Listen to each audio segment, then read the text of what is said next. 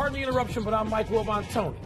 J-Lo is putting her $27 million apartment on the market as she looks for a new home with A-Rod. I'm Tony Kornheiser. I guess I'll have to get my stuff out of there.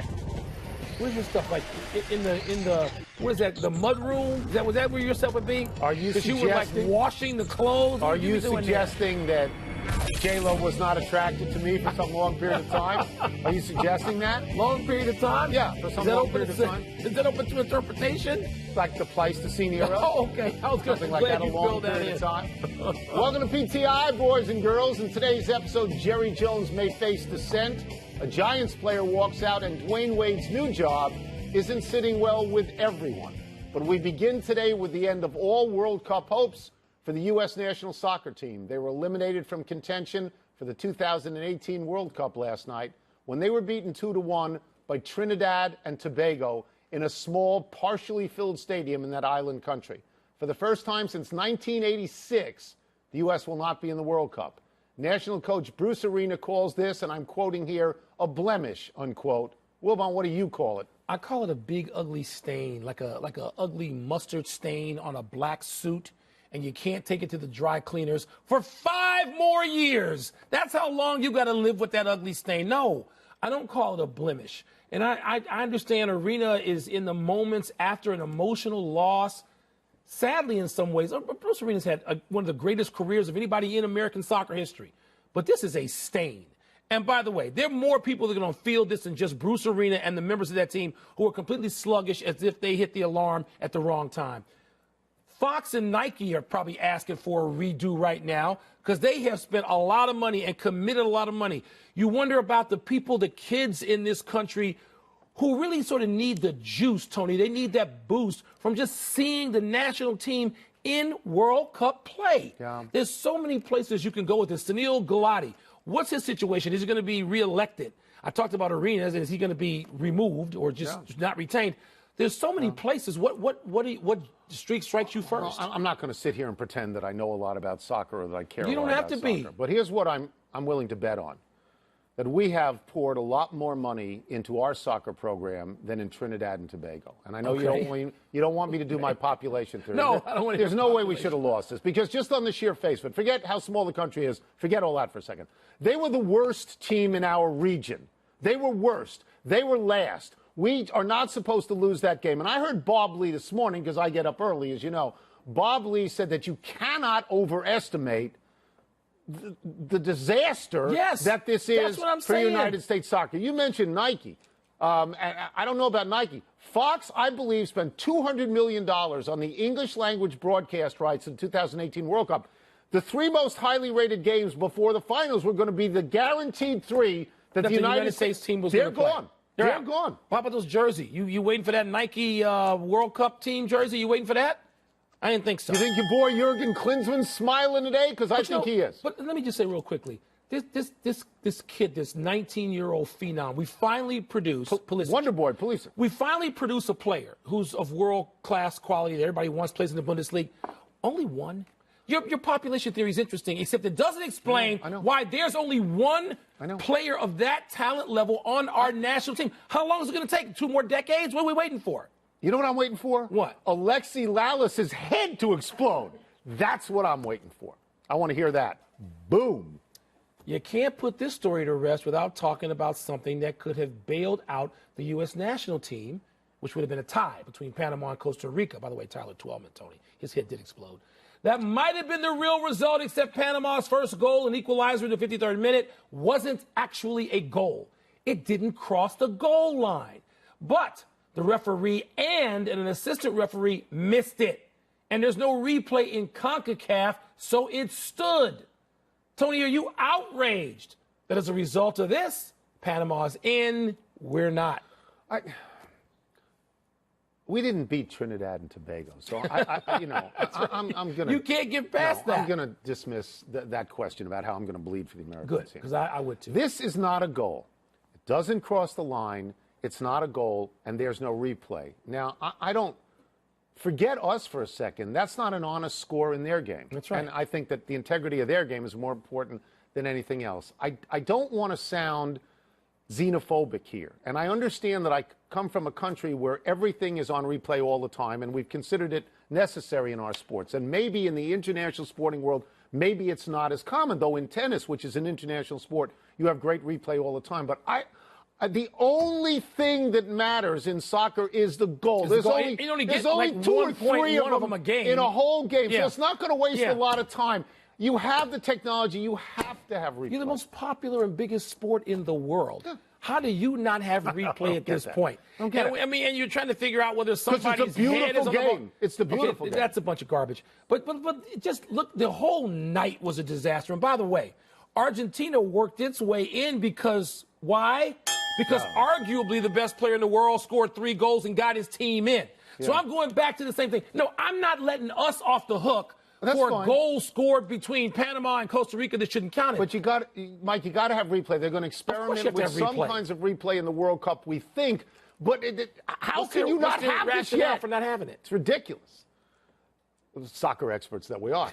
There is unrest among the Dallas Cowboys in reaction to Jerry Jones's edict that any player who doesn't stand for the national anthem will not play in the game. This morning, the players held a meeting to discuss their frustrations. An unnamed Cowboy told ESPN's Josina Anderson, quote, "Jerry told us to trust in him on this situation. Now I don't know what to believe. That whole kneel before the anthem was trash," unquote. This afternoon, Jones himself met with the players, and there appeared to be some smoothing of the waters. Wilbon, what is your takeaway from this? I was taken by it, like some of the players on the Cowboys. I called it leadership a week or so ago. Right. Yeah, well, now I see it differently. And in the context of this specifically, Jerry Jones appears to me to be a complete fraud. I used the word phoning it up yesterday, multiple owners, which is what I believe now we will come to see. But in Jerry Jones's case, it comes off as that now. Now, the Cowboys have a bye this week, don't they? They're not playing. Yes, they're not playing. So we get to see what unfolds here, Tony. In that owners meeting. But you know what? I mean, people can write and tweet all they want. Well, the Cowboys appear unified. Football teams, their management structures, they are vested in unification. That is not what the players are talking about, and so we'll find out. We'll find out who has the onions to stand up to Jerry Jones, despite this new threat now to not play you if you don't stand for the anthem, and we'll find out what Jerry Jones is really made of, because I got doubts. This is a bigger deal than most people think. It's a bigger deal than owners think. It's a bigger deal, I think, than the media thinks. And I think it could end up being a social and cultural war that divides along racial lines. Aren't we already there? I don't think... At the mouth of it? But I don't think we're there yet. Okay. That's what I said yesterday, that step one is you put Colin Kaepernick in uniform. Yeah. Roger Goodell is going to have to deal with the players on this, the players directly on this. It's going to have to be a consensus from players. And then what players are going to have to do is make sure there are no renegade players in this and say, hey, there's a deal is a deal. And I mean, I don't know if something like that can happen. I think we would both agree that a lot of players have legitimate grievances as to what they're seeing. But there's millions and millions of fans out there who look at this and they think it's unpatriotic.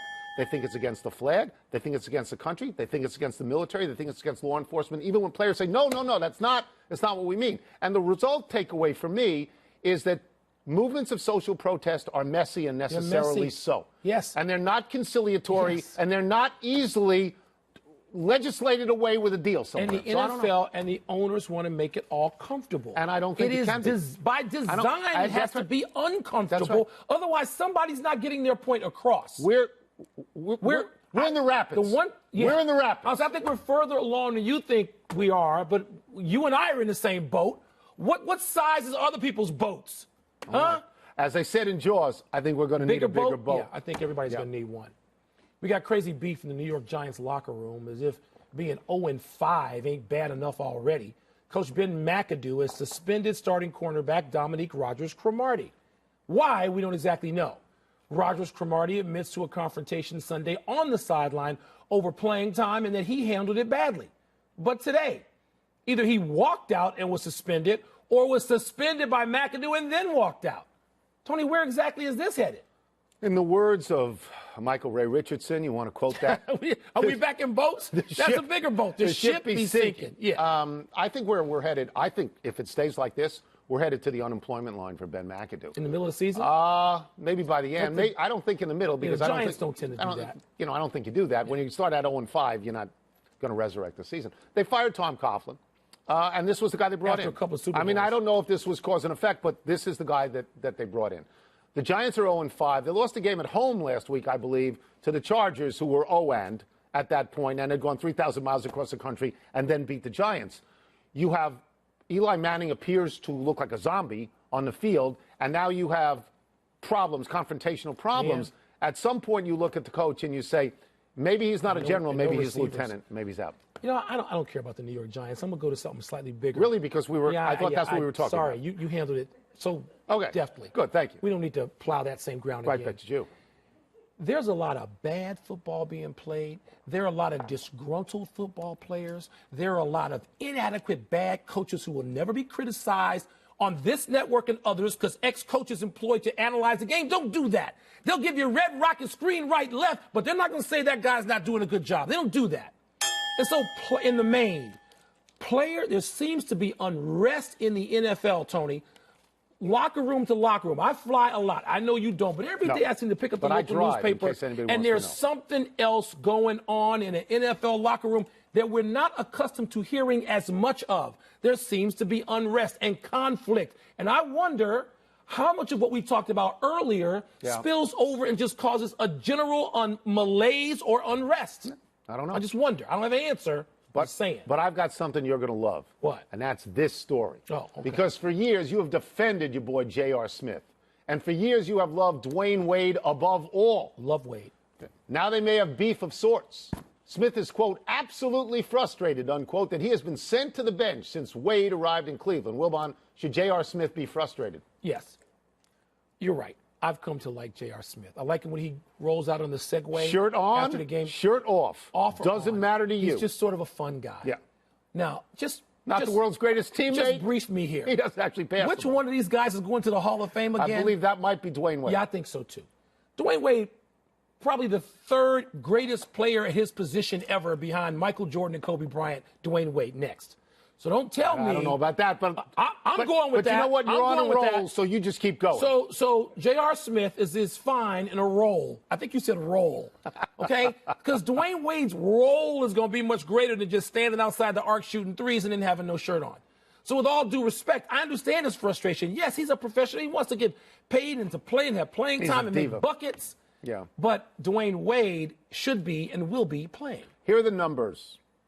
Since he was great in 2013 at 18-1 a game, and I probably was sixth man of the year, J.R. Smith, at that point. He had a good year. Goes down to 14.5, 12.1, 12.4, and last year, ding, ding, ding, 8.6 a game, shooting 34.6. So whatever shell of a player Dwayne Wade might be now, J.R. Smith is more of a shell. And they got a lot of new guys on this team, Mike. Yeah.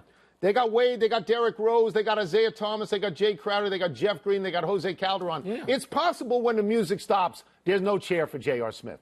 He's had a lovely career. He's been a champion. They don't have to anymore. Right. So he's had a terrific career. Yes. A double-digit career. I'm saying. Coming out of high school, good for J.R. Smith. But Dwayne Wade or J.R. Smith? Let's take a break.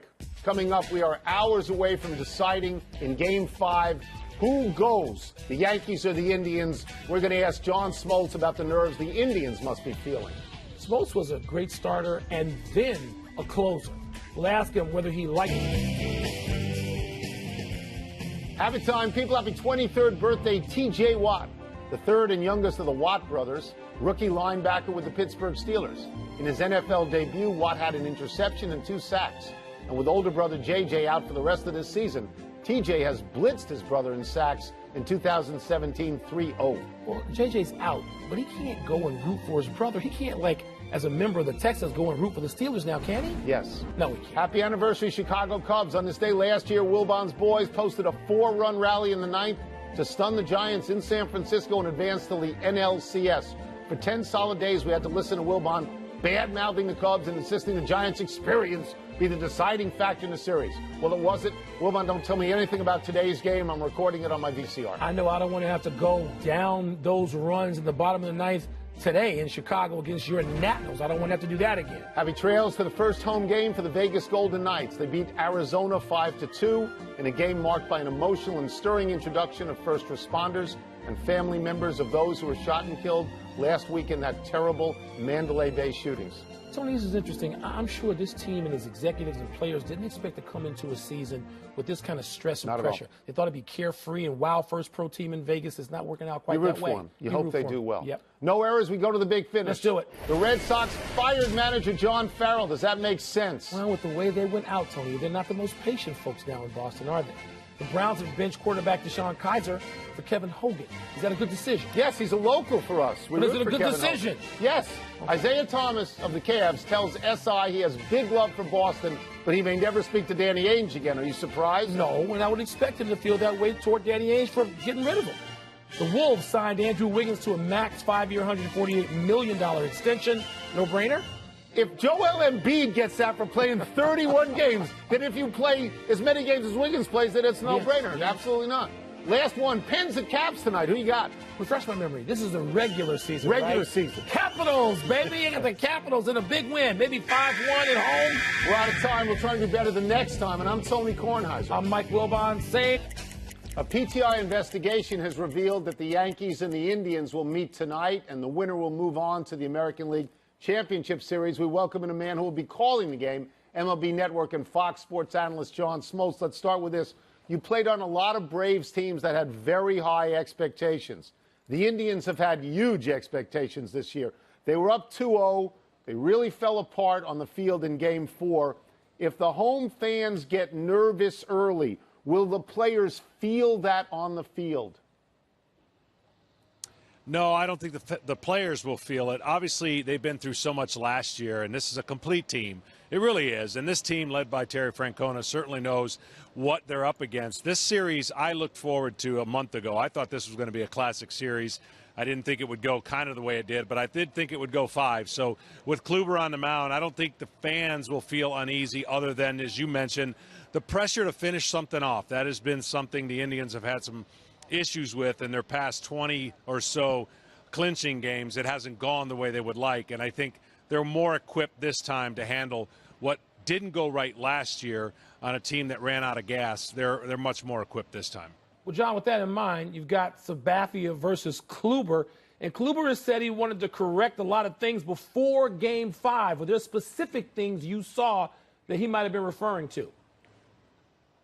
Fastball command. His mechanics were a little off. He was underneath his sinker, which allowed him to be up in the zone more than he probably wanted to, and he wasn't able to hit his spots. If he has fastball command, it's going to be a tough game for the Yankees because he can spin his breaking ball in 3 different directions. This guy has such wipeout stuff that if you get to 2 strikes, it's basically over, and that as a hitter is not something you want to face in the box. So if he's working ahead in the count, the Yankee hitters, even though they have the capability of losing one in the seats, they don't want to try to hit with 2 strikes. So that's what they were able to do, pick on mistakes, hit mistakes. And the right-handed batters were 5 for 6 off of him. So if he commands the right-handed batters and the power of the right-handed batters that Yankees have, it's the formula for success. That's why he's been so good. He could be great and he could go deep into the game. But what we've seen in this playoffs a lot are starters not going deep into the games. We've seen starters come in to relieve. Chris Sale came in to relieve. Justin Verlander came in to relieve. You were a starter and you were a closer. You're uniquely qualified to answer this question.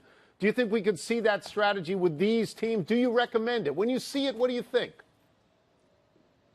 I don't like the trend. Let's put it that way. I think there's certain games that call for certain things. You throw out the book. But in a general philosophy, some of the things that are happening out of, I don't want to say panic, out of information, out of a lot of analytics, sometimes is going to suffocate the ability to make good decisions on what your eyes see.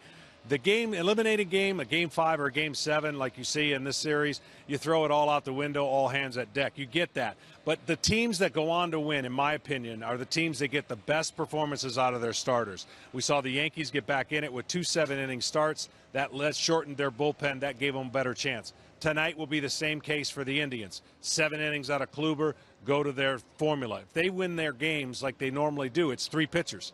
Yankees might have to use 5 or 6. That's just what they're dealt with because their bullpen's deeper in numbers. So I want to follow up on something you just said. I was in Chicago for a couple of days, and not pertaining to the Cubs specifically. But the talk about managers and all this information, I mean, is there old-fashioned managing going on the way the three of us know it to have existed once upon a time? Or are they being bombarded in a way that is influencing them in game? Yeah, by osmosis, it's influencing. Some have admitted, look, there's so much information that maybe I am making decisions that I wouldn't have made a couple years ago. And I think you have to have a balance. I really do. If it's an overkill of information and that's how you make it just strictly on a computer, you're going to make decisions wrong because you're not going to let your eyes see something different.